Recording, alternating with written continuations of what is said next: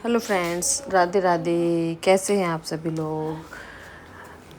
आप सभी का स्वागत है काकू789 चैनल पर। तो आज मैं आप आई हैं एक नई वीडियो के साथ। निर्जला एकादशी के बाद जो द्वादशी आती है, मतलब सभी, लेकिन ये जेठ मास की जो शुक्ल पक्ष की एकादशी होती है निर्जला एकादशी, तो उसके बाद में परागण करना होता है। एकादशी का हम कोई भी व्रत रखें है तो, लेकिन हम लोग क्या करते हैं, साल में जो एक ये वाली एकादशी होती है जेठ की एकादशी, और उसके बाद द्वादशी को परागण जो करते हैं हम वो इसी तरीके से करते हैं जो आज मैं आप लोगों को दिखा रही हूँ। वैसे छोटी जो वो हम महीने की जो एकादशियाँ होती हैं, महीने में 2 एकादशी होती हैं, दोनों एकादशी को द्वादशी के दिन इन जैसे चावल, चने की दाल, आटा, आलू, फल और दक्षिणा जो भी अपनी श्रद्धा से बनता है वो सब द्वादशी के दिन हम लोग दान कर देते हैं और गाय माता को खाना खिला देते हैं। तो इसी तरीके से हम अपनी हमारे यहाँ पे जो हमारी बुआ सास हैं वो आई हुई हैं, तो हर साल हम, या भांजा हो गया, नंद हो गई, बुआ सास हो गई, तो यही जो मान होते हैं ये सबसे बड़े होते हैं। तो हम अपने बुआ सास जी के लिए इस बार अपना द्वादशी का जो परागण का सामान था वो सब हमने उनको दान में दिया है।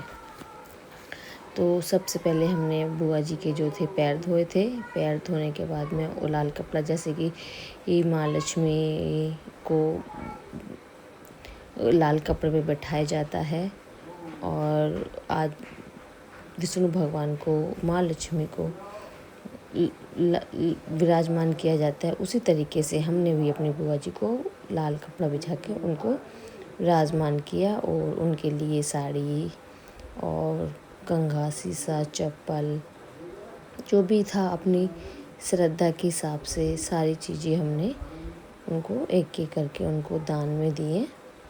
तो आप लोग देख सकते हो वीडियो में जो कि खाने की चीज़ें होती हैं, बिस्किट, नमकीन, चीनी, चावल, आटा, तेल, रिफाइंड, और ये मैगी, पास्ता, मसाला, और चने की दाल, अरहर की दाल, उड़द की दाल, चाय पत्ती, चीनी, मतलब टोटल जैसे सुबह मॉर्निंग से कोलगेट, नहाने का साबुन, कपड़े धोने का साबुन, बर्तन धोने का साबुन, ये छोटी छोटी भी सारी चीज़ें, कोलगेट, ब्रश, तो जितना मतलब था कि सुबह मॉर्निंग से हम उठते हैं, और नमक, जितने भी हम जैसे सुबह मॉर्निंग से हमारा रोटेशन शुरू होता है, और तेल, कंघा, शीशा, तो ये सारी चीज़ें उनको हमने अर्पण की हैं। तो आप देख सकते, ये है आटा, गेहूं का आटा जो था ये 10 किलो, ये हो गया रिफाइंड, वो सो सरसों का तेल था, रिफाइंड था, डालडा घी था, देसी घी था, तो ये सारी चीज़ें और साड़ी, और साथ में सारी चीज़ें हमने की हैं और उनको हमने ये दान में दिया है। तो ये हर साल हम लोग करते हैं, किसी का भी हो, चाहे मान भांजी होती है, भांजा होते हैं, नंद हो गई, बुआ सास हो गई, तो इसमें सारी चीज़ें इसी में हो जाती हैं। फिर तो साल में एक बार हमें इस तरीके से दान ज़रूर देना चाहिए।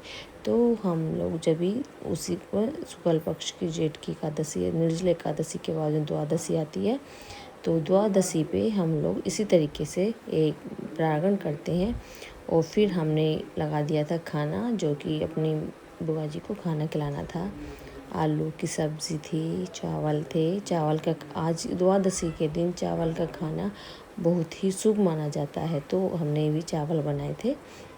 और ऋतु के हिसाब से आम थे, खीरा था, और ये व्यंजन अपनी बुआ जी को हमने भेंट किया और उनको खिलाया। फिर बुआ जी ने हमें अपना आशीर्वाद दिया कि आप लोग बहुत खुश रहो, इसी तरीके से आप लोग उन्नति करते रहो। और ओम नमः भगवतो वासुदेवाय नमः का जाप भी किया, क्योंकि ये नाम का जाप करना बहुत ही शुभ माना जाता है। और उसके बाद में हमारे दोनों जो कान्हा हैं, ननन मुन्ने आए और बुआ जी से फिर उन्होंने आशीर्वाद लिया।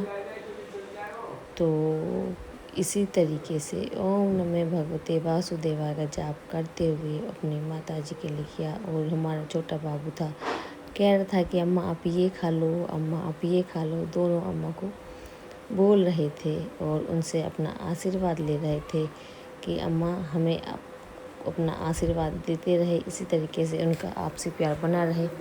ओम नमः भगवते वासुदेवाय नमः। तो द्वादशी के दिन ये इस तरीके से प्रांगण होता है। जिसको भी अपनी श्रद्धा से जितना भी जिसका होता है तो वो सभी को करना चाहिए। द्वादशी के दिन ये सब करना बहुत ही शुभ माना जाता है।